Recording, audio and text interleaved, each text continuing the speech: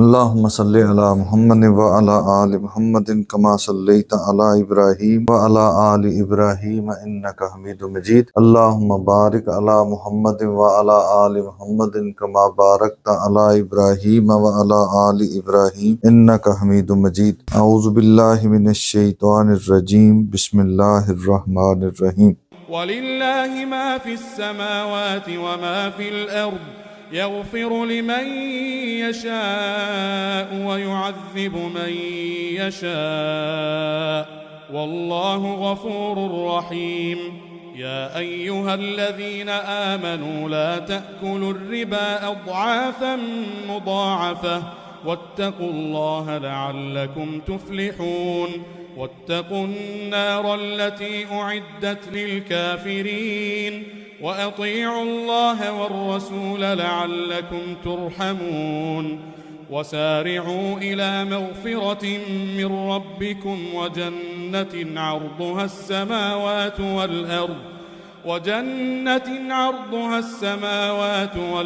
أعدت للمتقين۔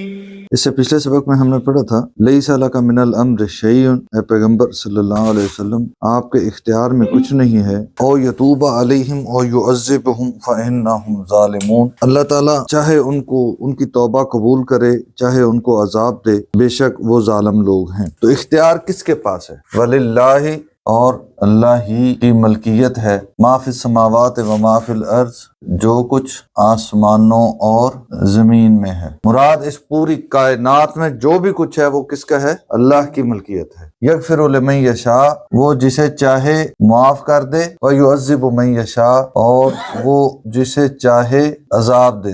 یہاں پہ ایک بات سمجھنے کی بہت اہم ہے، بے شک یہ اختیار اللہ کے پاس ہے کہ وہ جسے چاہے معاف کر دے، جسے چاہے عذاب دے دے، لیکن یہ جو فکرہ ہے یہ ہمیں کسی غلط فہمی میں مبتلا نہ کرے۔ کیوں؟ ہمارے ہاں اس فکرے کی آڑ میں بد عملی کی طرف بہت زیادہ لوگوں کو راغب کیا جاتا ہے کہ جی یہ مولوی کون ہوتے ہیں کہنے والے کہ اللہ جہنم میں ڈال دے گا، جبکہ یہ اختیار تو اللہ کے پاس ہے۔ بے شک اللہ کے پاس ہے۔ اللہ نے جو اصول بتائے ہیں کیا ان کی کوئی اہمیت نہیں ہے؟ اللہ نے جو قوانین وضع کیے ہیں کیا وہ ہمارے لیے اہم نہیں ہے؟ ہمارا کام ہے صرف ان قوانین کی حدود میں رہتے ہوئے اللہ کا پیغام دینا۔ اس کے بعد اللہ کی مرضی ہے کہ وہ کسی کو عذاب دے، وہ کسی کو بخش دے، اس میں ہمارا کوئی اختیار نہیں ہے۔ ہم اپنی زندگی گزاریں گے اللہ کے دیے گئے، اللہ کے وضع کیے گئے قوانین کے مطابق۔ ہم ان قوانین کو سامنے رکھتے ہوئے اپنے لیے جنت اور دوزخ کا انتخاب کریں گے۔ اس کے بعد فیصلہ اللہ کے ہاتھ میں ہے۔ یہ ہے ایمان کی اصل شکل، یہ ہے عقیدے کی اصل شکل۔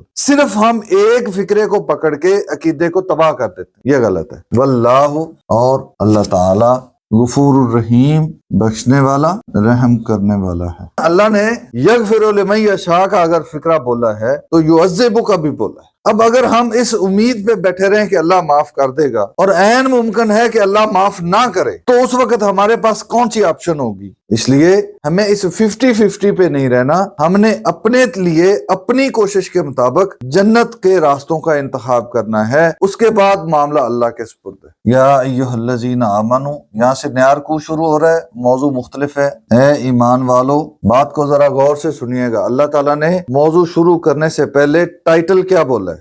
مخاطب کن کو کیا؟ ایمان والوں کو۔ یعنی اگر ایمان والے ہو، لا تاکلو، نہ کھاؤ، الربا، سود، اضعافا، مضاعفہ، بڑھا چڑھا کر، واتقوا اللہ، اور اللہ سے ڈر جاؤ، لعلکم، تاکہ تم تفلحون، کامیاب ہو جاؤ۔ تو کامیابی کس میں ہے؟ اللہ کا حکم ماننے میں، سود نہ کھانے میں۔ ہمارے ہاں کامیابی کس میں سمجھی جاتی ہے؟ جتنا زیادہ مال اکٹھا کیا جا سکتا ہے، اس میں یہ مت دیکھو کہ یہ جائز ہے یا ناجائز۔ تو کامیابی یہ ہے کہ اتنا مال اکٹھا ہو گیا، اتنا بینک بیلنس جمع ہو گیا، اتنی گاڑیاں، اتنی کوٹھیاں جمع ہو گئی، تو اس میں ہماری کامیابی ہے۔ اللہ تعالیٰ معاف فرمائے، ہمیں اپنی اصل کامیابی کی اللہ تعالیٰ فکر لگا دے۔ سود کیا ہے؟ سورہ بقرہ میں ہم اس کو تفصیل سے پڑھ چکے ہیں۔ ہر وہ رقم جو اس وقت کے عوض لی جائے جو ادائیگی میں دیر کرے، ہر وہ رقم جو ادائیگی میں دیر ہونے کی وجہ سے وقت کے عوض لی جائے، وہ سود ہے۔ اس میں بڑی واضح بات ہے کہ یہ جو قسطوں پہ اضافی رقم کے ساتھ چیزیں لینا دینا ہے، یہ سود ہے، اس میں کوئی شک نہیں ہے۔ اگر کوئی شخص قسطوں پہ کوئی چیز دیتا ہے اور وہ اپنی اصل رقم پہ ہی قسطیں کر کے دیتا ہے تو یہ بہت بڑی نیکی ہے، اللہ تعالیٰ اس کو اجر دے گا۔ لیکن اگر وہ اس وقت کے عوض رقم میں اضافہ کرتا ہے تو یہ سود ہے۔ ایسا کاروبار کرنا، اس پہ کوئی چیز لینا، اس طرح سے مال بیچنا، یہ دونوں طرح حرام ہے۔ واتقوا النار، اور ڈرو اس آگ سے التی اعدت، جس کو تیار کیا گیا للکافرین، کافروں کے لیے۔ آیت کا آغاز کس سے ہوا ہے؟ ایمان والوں سے، اور اختتام کہاں پہ ہوا ہے؟ کافروں پہ۔ تو درمیان میں کسوٹی کیا ہے؟ سود۔ ایمان والے ہو تو سود سے بچ جاؤ، اور اگر نہیں بچو گے تو پھر انجام کن کے ساتھ ہوگا؟ کافروں کے ساتھ۔ بہت ہی واضح بات ہے، اس پہ کوئی تفصیل گفتگو کرنے کی ضرورت نہیں۔ وَأَطِیعُوا اللَّهَ، اور اللہ کی اطاعت کرو، والرسول، اور اس کے رسول کی، لعلکم ترحمون، تاکہ تم پر رحم کیا جائے۔ کیسے، کیوں رحم کیا جائے؟ جب اطاعت کرنی ہے تو پھر رحم کیوں؟ انسان ہے، بطور انسان کمی بیشی ہونا، غلطی ہونا، گناہ کا سرزد ہو جانا، یہ انسانی فطرت میں شامل ہے، یہ انسانی کمزوری ہے۔ تو وہ جو کمی بیشی ہو جائے گی، اس کے لیے رحم، اس کے لیے معافی کیسے ہوگی؟ جب ہمارا اصل مقصد، ہماری کوشش کہاں پہ ہوگی؟